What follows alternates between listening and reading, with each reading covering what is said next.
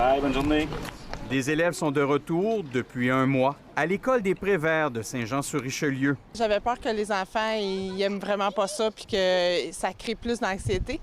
Puis finalement, ils sont tellement heureux d'aller à l'école que je suis vraiment contente de les avoir envoyés. Dans cette école primaire, la moitié des 500 élèves sont retournés en classe. J'aime l'école. Même s'il y a des règles, j'aime ça. Depuis la réouverture, le nombre d'élèves qui reviennent ne cesse d'augmenter. Les gens, je pense, voulaient voir un peu comment ça allait se passer. Les parents étaient peut-être un peu insécures au départ. C'est beau, Loan? Tu fermes ton cahier? Chaque fois qu'un nouvel élève arrive, c'est un casse-tête pour la directrice qui ne sait plus où asseoir les élèves.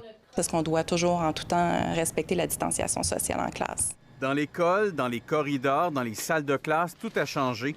Pour Laurent, 10 ans, son école n'est plus ce qu'elle était.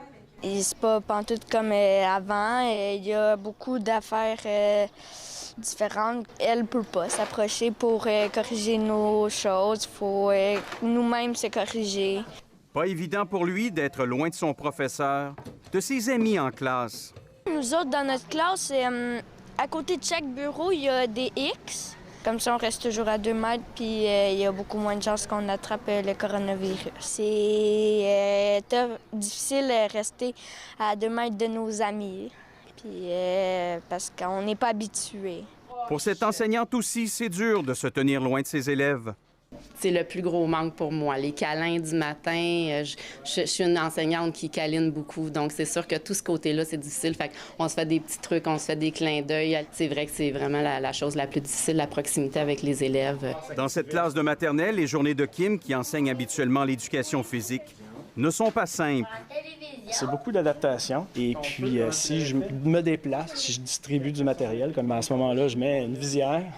Puis là, ben j'ai un peu de buée qui se fait. J'aime faire mon travail, mais c'est pesant. Toute la gestion, imaginez, là, en maternelle, à 5-6 ans, on se lave les mains, on se lave les mains, on se lave les mains. Fait que dans la routine, il n'y a plus énormément d'activités concrètes qui sont réalisées, si on veut, là. Dans la cour d'école, pas de ballon, pas de jeu d'équipe. Les élèves doivent respecter ici aussi la règle des 2 mètres.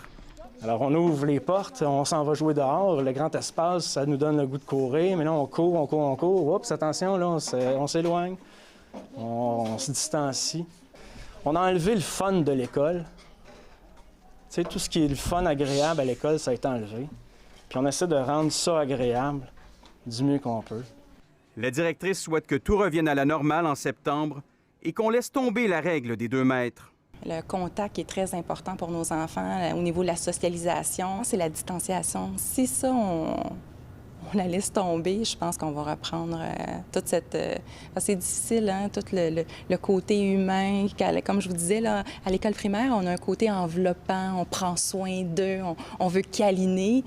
Là, on est plus en distance. On s'attend à ce que le ministère de l'Éducation annonce prochainement le scénario choisi pour la rentrée du mois de septembre. Mais déjà, le directeur de la santé publique s'est montré ouvert à assouplir les règles dans les écoles. Ici Jean-Philippe Robillard, Radio-Canada, Saint-Jean-sur-Richelieu.